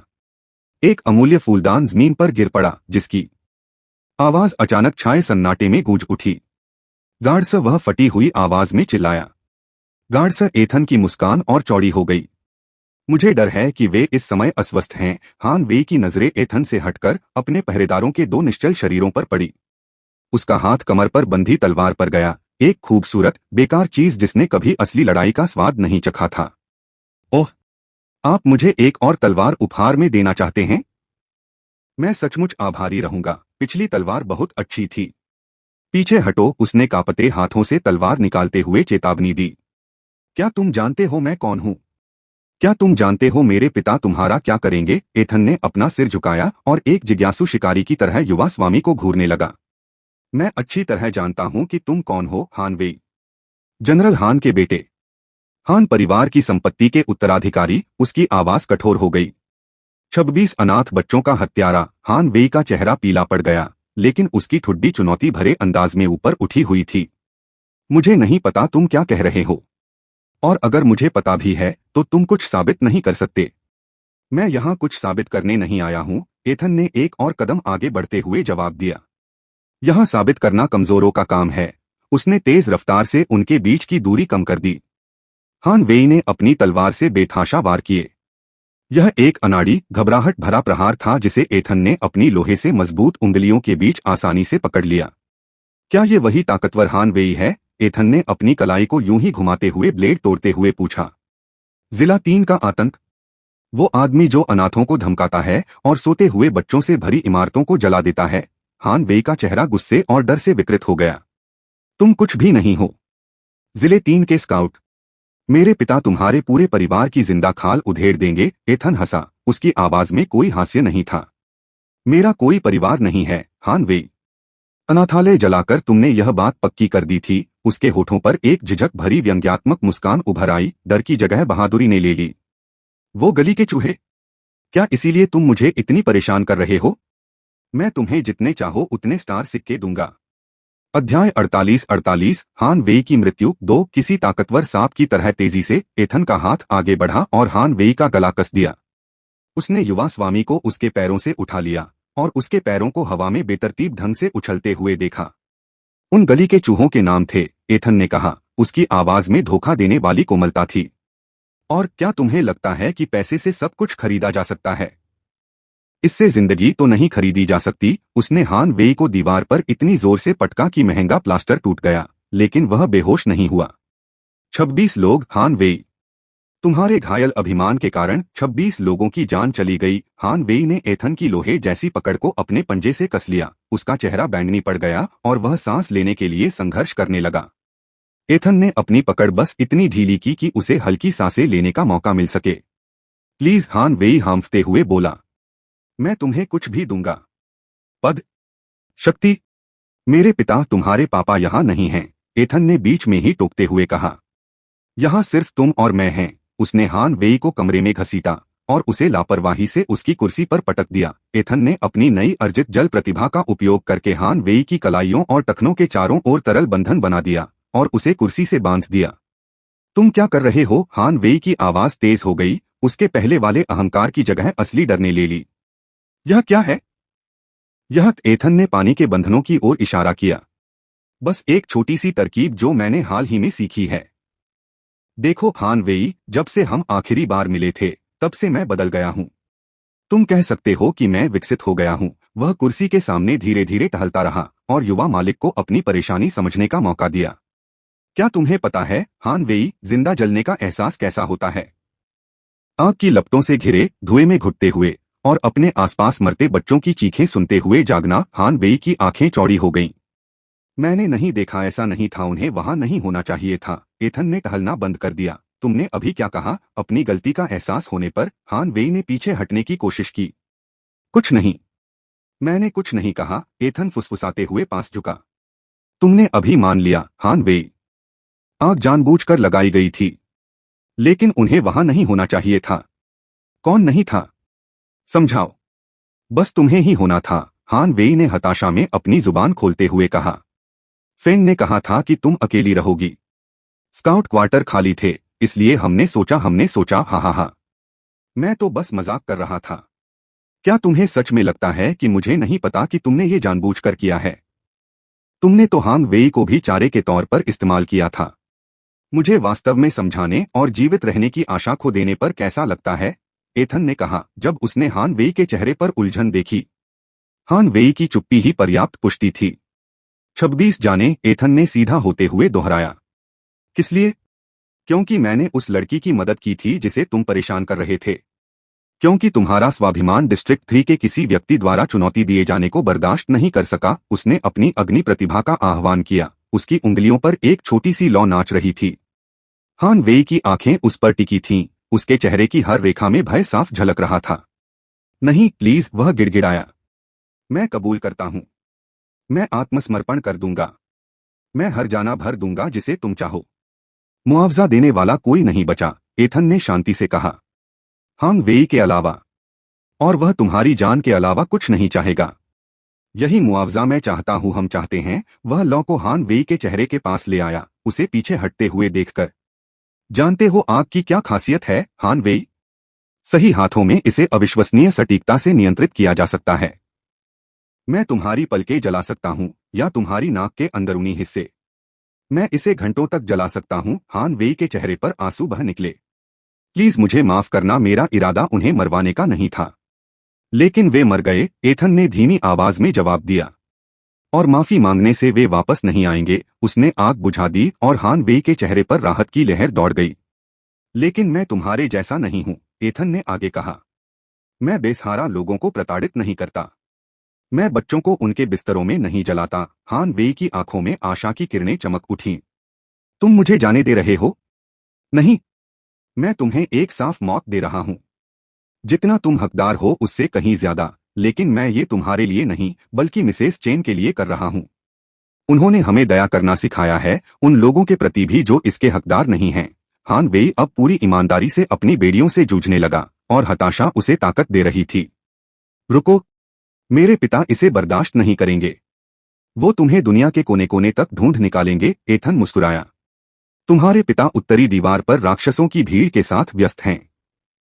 जब तक उन्हें तुम्हारी मौत का पता चलेगा, मैं एक अलग इंसान बन चुका होऊंगा। बस दुआ करो कि तुम्हारे पिता तुम्हारी मौत को स्वीकार कर लें, वरना वे जल्द ही तुम्हारे साथ हो सकते हैं। हान वेई का चेहरा गुस्से और डर से तमतमा उठा। मेरे पिता मेरा बदला लेंगे। वह पूरे डिस्ट्रिक्ट 3 को जलाकर राख कर देंगे। वह, एथन ने और कुछ कहने में समय बर्बाद नहीं किया। हान वेई काफी कुछ कह चुका था। एक झटके में उसने अपनी तलवार निकाली और युवा स्वामी के गले पर सीधा वार कर दिया। ब्लेड ने बिना किसी प्रतिरोध के मांस को चीर दिया। कटी हुई धमनियों से खून फूट पड़ा। एक लाल चाप में छिड़का जो एथन को भीगने पर मजबूर कर देता अगर उसकी सुरक्षा कवच सही समय पर सक्रिय न होती। हान वेई की आंखें फटी की फटी रह गईं। उसने खून रोकने की नाकाम कोशिश में हथकड़ी लगे अपने हाथों को गले तक ले जाने की कोशिश की, लेकिन वह नाकाम रहा। जब वह पानी के बंधनों से जूझ रहा था तो उसकी धमकियों की जगह गुर्राहट की आवाजें आने लगीं। उसके महंगे वस्त्र जल्दी ही लाल रंग में भीगने लगे। एथन ने अपने शत्रु की आंखों से जीवन निकलते हुए उसे उदासीनता से देखा। 1 मिनट की कमजोर होती जद्दोजहद के बाद हान वेई का शरीर कुर्सी पर धंस गया। उसकी आंखें छत की ओर घूर रही थीं। पानी के बंधन टूट गए और लाश के चारों ओर जमीन पर छलक गए। एथन ने अपनी हथेली मृत व्यक्ति के माथे पर रख दी, जो अभी भी लुप्त होती जिंदगी से गर्म था। खा जाओ, शक्ति उसमें प्रवाहित हुई। हान वेई की प्रतिभा का उपभोग हुआ और वह एथन में एकीकृत हो गई। आपने प्रतिभा प्राप्त कर ली है, मानसिक संवर्धन F+4 इंटेलिजेंस, यह कितनी बर्बादी है, उसने सोचा जब उसकी निगाहें कमरे में कीमती सामान की तलाश में घूम रही थीं। एथन ने कमरे से कीमती सामान निकालना शुरू कर दिया। जेड के गहने, सोने की मूर्तियां, एक एक करके वे उसके भंडारण रिंग में गायब हो गए। जब अंगूठी की क्षमता पूरी हो गई तो उसने भौहें चढ़ाई। अभी कुछ और टुकड़े हैं जो लेने लायक हैं। उसकी नजर हान वेई की लाश पर पड़ी, विशेष रूप से उसकी दाहिनी तर्जनी उंगली की अंगूठी पर। एक भंडारण अंगूठी। एथन ने उसे ठंडे हो रहे मांस से आसानी से निकाल लिया। हान वेई की मौत के साथ अंगूठी की सुरक्षा हट गई, जिससे उसे तुरंत उसकी सामग्री तक पहुंचने का मौका मिल गया। अंदर जो कुछ मिला उससे वह हैरान रह गया। पीक आयरन से लेकर हाई ब्रॉन्ज तक दर्जनों विशालकाय कोर ज्यादातर जगह में भरे हुए थे। बाकी जगह किसी न किसी तरह के तेल की कई नलियों ने घेर रखी थी। क्या ये बेबी ऑयल है? इसके पास इतने सारे क्यों हैं? एथन ने सोचा और फिर कमरे में बची हुई कीमती चीजों के लिए जगह बनाने के लिए ट्यूबें फेंक दी। जैसे ही उसने आखिरी जेड मूर्ति को अंगूठी में रखा, दरवाजे से एक आवाज गड़गड़ाहट के साथ आई। तुम्हारी हिम्मत? एथन उस नए व्यक्ति की ओर घूमा। वह एक चौड़े कंधों वाला आदमी था। उसका चेहरा गुस्से और सदमे से विकृत था। मानव फेंग रैंक, उच्चकांक्षीय जल प्रतिभा, ई कौशल, बुनियादी फुटवर्क प्रशिक्षु, बुनियादी वाटर स्ट्राइक, नौसिखिया, उच्चकांक्षीय जागृतिकर्ता, जिसके बारे में स्टीवन ने उसे बताया था। फेंग गार्ड कैप्टन की नजर हान वेई की खून से लथपथ लाश से हटकर एथन पर पड़ी। उसकी आंखें चौड़ी हो गईं, मानो उसका सबसे बुरा डर सच हो गया है। हान वेई मर चुका है। उसके अंदर से हत्या की नीयत गर्मी की तरह निकल रही थी। अरे बेवकूफ, ये क्या कर दिया तूने? अध्याय 49 फेंग हान वेई मर चुका है। अरे बेवकूफ, ये क्या कर दिया तूने? उसकी हत्या की मंशा भट्टी से निकलती गर्मी की तरह निकल रही थी। एथन ने लापरवाही से कंधे उचका दिए, बिल्कुल बेपरवाह सा लग रहा था। मैंने न्याय कर दिया। एक के बदले 26 जाने तो उचित ही लगता है। फेंग की पीठ पर पसीना आने लगा। हान वेई की मौत के बाद जनरल हान समर पैवेलियन में सभी को मौत के घाट उतार देंगे। कोई बहाना नहीं, कोई दया नहीं। साले, तुझे पता है तूने क्या किया है? उसकी आवाज हताशा से फट गई। तूने अभी अभी अपनी मौत की सजा पर दस्तखत कर दिए हैं। एथन मुस्कुराया, अपनी गर्दन को ऐसे तानते हुए जैसे लड़ाई की बजाय हल्के व्यायाम की तैयारी कर रहा हो। लगता है आजकल हर कोई मुझे यही कह रहा है। फिर भी मैं यहां खड़ा हूं। फेंग का संयम टूट गया। एक कर्कश गर्जना के साथ उसने दोनों हाथ आगे बढ़ाए। हवा से पानी की धार निकली और धारदार ब्लेड कई कोनों से एथन की ओर बढ़े। एथन ने बचने की जहमत तक नहीं उठाई। उसका सुरक्षा कवच थोड़ी देर के लिए भड़क उठा। ढाल को काफी नुकसान पहुंचा, लेकिन अंतः दबाव में टूट गया। फिर एथन ने पानी की धारों को तितर बितर करने के लिए अपनी तलवार घुमाई। मेरी बारी, उसने लापरवाही से अपनी कलाई हिलाते हुए कहा। उसकी उंगलियों से आग फूट पड़ी। कोई बेढंगी गेंद नहीं, बल्कि एक सघन धार जो फेंग द्वारा जल्दी से बनाए गए पानी के अवरोध को भेदती हुई निकल गई। गार्ड कैप्टन मुश्किल से एक तरफ मुड़ा, लेकिन आग की लपटें उसकी छाती की बजाय उसके कंधे को झुलसा रही थीं। आग की प्रतिभा, फेंग हांफते हुए बोला। उसकी आंखें चौड़ी हो गईं। फेंग ने फिर हमला किया। इस बार सुनामी जैसी लहरें उठीं जिसने पूरे कमरे को भर दिया। पानी एथन की ओर इतनी जोर से गिरा कि हड्डियां चकनाचूर हो गईं। एथन ने उन्नत गति को सक्रिय किया और लहर के बीच से सीधे छलांग लगाते हुए धुंधला सा हो गया। उसकी लोहे से उन्नत मुट्ठी फेंग के उरोस्थी से टकराई, इससे पहले कि गार्ड कैप्टन उसकी हरकत को भांप पाता।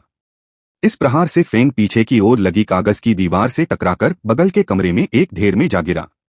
कैसे? फेंग खांसते हुए बोला। उसके होठों पर खून के छींटे थे और वह अपने पैरों पर खड़ा होने की कोशिश कर रहा था। तुम्हारी गति, तुम्हारी ताकत। एथन दीवार में बने छेद से होकर टहलता हुआ चला गया। उसने अपने दोनों हाथ पीठ के पीछे बांध रखे थे, मानो कोई शिक्षक किसी संघर्षरत छात्र से निराश हो। फेंग ने खून थूका और अपनी मुट्ठियों में पानी इकट्ठा करके तरल ब्लेड बना लिए। मैं तुम्हें मार डालूंगा। वह पानी के ब्लेडों से एक साथ कई कोनों से काटने के लिए डिजाइन किए गए जटिल पैटर्न में वार करता हुआ आगे बढ़ता था। यह वाटर स्ट्राइक कौशल ही था जिसे उसने नौसिखिए दक्षता तक विकसित किया था, और इसी कौशल से उसने पहले भी दर्जनों विरोधियों को मार गिराया था। एथन ने आह भरी, एक साथ 3 प्रतिभाओं को सक्रिय कर दिया। उन्नत गति ने उसे उन वारों के बीच से गुजरने में मदद की जो अपरिहार्य होने चाहिए थे। लौह संवर्धन ने उसकी त्वचा को उन कुछ वारों के प्रति सख्त बना दिया जो लगे। अग्नि प्रतिभा ने उसके आसपास की हवा को अत्यधिक गर्म कर दिया, जिससे फेंग के जलशस्त्र संपर्क में आते ही वाष्पित हो गए। गार्ड कैप्टन पीछे की ओर लड़खड़ा गया, उसकी आंखों में क्रोध की जगह वास्तविक भय आ गया। तुम्हारे पास कितनी प्रतिभाएं हैं, वह चिल्लाया, उसके हर शब्द में हताशा साफ झलक रही थी। तुम क्या हो? एथन ने अपना सिर झुकाया, उसके चेहरे पर एक शिकारी मुस्कान फैल गई। मैं हूं। उसने एक ही धड़कन में दूरी कम कर ली, लोहे से मजबूत हाथ फेंग के गले पर कस गया। फेंग ने उस अटूट पकड़ को बेतहाशा अपने पंजे से तोड़ा, अपनी सांस की नली पर लगातार दबाव महसूस करते हुए। अरे रुको! वह घबराहट से आंखें फाड़कर हांफने लगा। जनरल हान तुम्हें पकड़ने आएंगे, उसने अपनी जकड़न से हांफते हुए कहा। वह निम्नर्जक पद पर पहुंच गए हैं। तुम्हारी अपार प्रतिभा और ताकत के बावजूद तुम बच नहीं पाओगे। उसकी बातों में हताशा की तीव्रता थी। तुम्हें टीम के साथियों की जरूरत है, कोई ऐसा जो तुम्हारी मदद कर सके। मैं करूंगा, एथन ने मजाकिया अंदाज में तिरस्कार भरा भाव दिखाते हुए कहा। टीम के साथी? तुम्हारे साथ? फेंग को तुरंत अपनी गलती का एहसास हुआ। नहीं, मेरा मतलब अधीनस्थ था। एथन के चेहरे पर एक ठंडी मुस्कान फैल गई। तुम फिट नहीं हो। उसका हाथ सटीक यांत्रिक बल से कस गया। उपास्थि और हड्डियों के टूटने की आवाज खंडहर हो चुके कमरे में गूंज उठी, एक गीली कुरकुरी आवाज जिसने फेंग की हताश सौदेबाजी का अंत कर दिया। गार्ड कैप्टन की आंखें उभर आईं, हाथ उसकी कुचली हुई श्वास नली को नोच रहे थे और वह घुटनों के बल गिर पड़ा। उसके क्षतविक्षत शरीर से हवा भी नहीं गुजर पा रही थी। एथन ने बेपरवाही से फेंग का अस्तित्व पूरी तरह से समाप्त होते देखा। उच्चकांत से जागृति लाने वाला व्यक्ति जमीन पर गिर पड़ा, उसकी आंखें अभी भी खुली हुई थीं और वह अपनी अंतिम हताश प्रार्थना में लगा हुआ था। मानव फेंग रैंक, उच्चकांस्य जल प्रतिभा, ई कौशल, बुनियादी फुटवर्क, प्रशिक्षु, बुनियादी वाटर स्ट्राइक, नौसिखिया। एथन लाश के पास घुटनों के बल बैठ गया और अपनी हथेली फेंग के अभी भी गर्म माथे पर रख दी। खा जाओ! उसमें शक्ति का संचार हुआ। उसने महसूस किया कि उसकी जल प्रतिभा मजबूत हुई है, हालांकि इतनी नहीं कि वह अगले स्तर तक पहुंच सके। +7 जीवन शक्ति। दिन भर की कटाई के बाद उनकी चपलता में काफी सुधार हुआ था, जिससे वह पीक ब्रॉन्ज की दहलीज के करीब पहुंच गए थे। मानव एथन ब्रैंडन रैंक, उच्चकांस्य प्रतिभाएं, उन्नत गति ई, सुरक्षा कवच F, लौ संवर्धन ई, सटीकता संवर्धन F+, पुनर्जनन F+, खंजर चलाना F, जल F, वायु F, अग्नि F+, मानसिक संवर्धन F, रूपांतरण shadow fang wolf, pika iron, razorback boar, मध्यकांस्य ब्लैक बीटल, मध्यकांस्य ब्राउन बियर, मध्यकांस्य स्तर 3 स्वास्थ्य अंक 1050 मन अंक 740 शक्ति 113 चपलता 116 बुद्धिमत्ता 74 जीवन शक्ति 105 निःशुल्क विशेषताएं 10 कौशल बुनियादी फुटवर्क नौसिखिया 15%। कुछ मिनट बाद एथन जलते हुए ग्रीष्मकालीन मंडप से शांति से चला गया। उसके पीछे दीवारों और फर्नीचर को आग की लपटें झुलसा रही थीं, हान परिवार की दशकों पुरानी संपत्ति और विशेषाधिकार को भस्म कर रही थीं। मंडप के अंदर आग की तरह दहशत फैल गई। आग लगी है, जल्दी करो, हमें इसे रोकना होगा, एक गार्ड चिल्लाया और बेतहाशा बाल्टी लाइन व्यवस्थित कर रहा था। कैप्टन फेंग कहाँ है? वाटर मैच कहाँ है? यह प्रश्न अनुत्तरित रह गया क्योंकि नौकर और पहरेदार अलौकिक रूप से फैलती आग से निपटने के लिए व्यर्थ ही संघर्ष करते रहे। एथन दूसरे जिले से होकर चला गया। अनुसंधान जिला ठीक सामने था। दोपहर की रोशनी में टियाना का अपार्टमेंट भवन दिखाई दे रहा था। प्रवेश द्वार तक पहुंचने से पहले ही उसकी बढ़ी हुई इंद्रियों को एक हलचल ने जकड़ लिया। पास के एक चायखाने में बैठी 2 आकृतियां अचानक सीधी हो गईं, उनका ध्यान उस पर ऐसे टिका मानो उसे पहचान रही हों। एथन ने न तो अपनी गति धीमी की और न ही छिपने की कोशिश की। दिन भर की घटनाओं के बाद उसने टकराव का स्वागत किया। हान वेई ने तियाना के घर के पास पहरेदार तैनात कर रखे थे ताकि अगर वह दिखाई दे तो उसे रोका जा सके। दोनों आदमी जल्दी जल्दी फुसफुसाने लगे। एक ने लापरवाही से अपने चोगे में हाथ डाला और एक छोटा सा क्रिस्टल निकाला। एथन इस स्पष्ट सूचना पर मुस्कुराया। वे स्पष्ट रूप से शौकिया थे जिन्हें हान ने उस इलाके पर नजर रखने के लिए रखा था। उसकी उन्नत गति प्रतिभा सक्रिय हो गई और उसके चारों ओर की दुनिया धीमी हो गई क्योंकि उसने 2 दिल की धड़कनों में दूरी पार कर ली। अध्याय 50-50 लालच और परिणाम। एक क्षण वह 30 कदम दूर खड़ा था, अगले ही क्षण वह सीधे उनकी मेज के सामने प्रकट हो गया और चाय के कप मेज पर बिखर गए। दोनों व्यक्ति पीछे हट गए, उनकी आंखें उसके अचानक प्रकट होने पर भय से चौड़ी हो गईं। नमस्ते सज्जनों, एथन ने खुश होकर कहा, मानो वे चाय पर मिले पुराने दोस्त हों। लगता है आपके और चूहों के पूर्वज एक ही हैं, क्योंकि आपकी कुछ आदतें मिलती जुलती हैं। मैं क्रिस्टल वाला व्यक्ति हकलाया, उसकी आंखों में डर साफ झलक रहा था। वह एथन ने बीच में ही टोकते हुए हाथ हिलाकर कहा। कोई बात नहीं। अब मुझे क्रिस्टल दे दो। दोनों पुरुषों ने एक दूसरे को भयभीत दृष्टि से देखा। उसके बाद धारक ने अपना कांपता हुआ हाथ बढ़ाकर क्रिस्टल की पेशकश की। एथन की स्थिति दृष्टि ने उन्हें केवल मध्यलौ श्रेणी के रूप में पहचाना, जिन्हें मारने के प्रयास के लायक भी नहीं। सहज तिरस्कार के साथ उसने क्रिस्टल लिया और उसे अपनी उंगलियों के बीच कुचलकर चूर्ण में बदल दिया। इससे पहले कि कोई कुछ बोल पाता, एथन के हाथ तेज गति से हिलने लगे। उनके चेहरों पर 2 थप्पड़ पड़े और उनकी आवाज शांत गली में बिजली कड़कने जैसी थी। दोनों आदमी जमीन पर गिर पड़े। उनके मुंह से खून और दांत निकल रहे थे। एथन ने उन थप्पड़ों को रोक लिया, बस इतने जोर से कि उनके आधे दांत टूट जाएं, पर जान लेने के लिए नहीं। मैं तुम्हें सलाह देता हूं, एथन ने शांति से अपने हाथों से क्रिस्टल की धूल झाड़ते हुए कहा, ऐसा दोबारा मत करना। यह तो बस एक छोटी सी सजा थी। मैं बहुत उदार महसूस कर रहा हूं, क्योंकि तुम मेरे किसी करीबी के पड़ोसी हो। वह उनके स्तर पर झुक गया। उसकी आवाज धीमी हो गई। इस तरह की नौकरियां छोड़ दो और अपनी जिंदगी पर ध्यान दो। एक आदमी खून थूक रहा था। उसका चेहरा पहले से ही सूजा हुआ था और डर से विकृत हो गया था। कहम पर जबरदस्ती की गई। माफ करना। एथन का चेहरा सख्त हो गया। तुम्हें कुछ भी करने के लिए मजबूर नहीं किया गया था। तुम बस ऐसे दिखा सकते थे जैसे तुमने कुछ देखा ही नहीं। लेकिन नहीं, वह उनके इकट्ठे हुए शरीरों के ऊपर खड़ा था। तुम लालची हो। हान वेई ने जो भी इनाम देने का वादा किया था, उसके लिए पुरुष आगे भी हिंसा की आशंका से डर गए। इसके बजाय एथन की आवाज लगभग सहानुभूतिपूर्ण हो गई। देखो अपने आप को। मिडायर्न रैंक में क्या? 30 के दशक में उसने उनका चिकित्सकीय मूल्यांकन किया।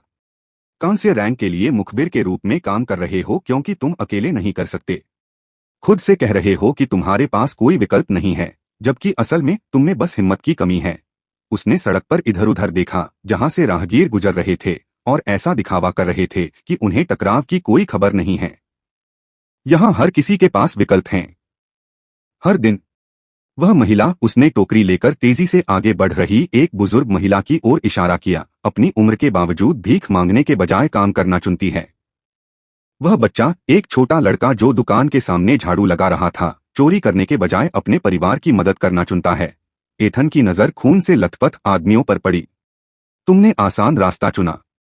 जानकारी बेचना, पड़ोसियों को धोखा देना, उन लोगों की सेवा करना जो तुम्हें कभी बराबरी का दर्जा नहीं देते। उसने अपनी थैली में हाथ डाला और 2 बेहतरीन आयरन रैंक कोर निकाले।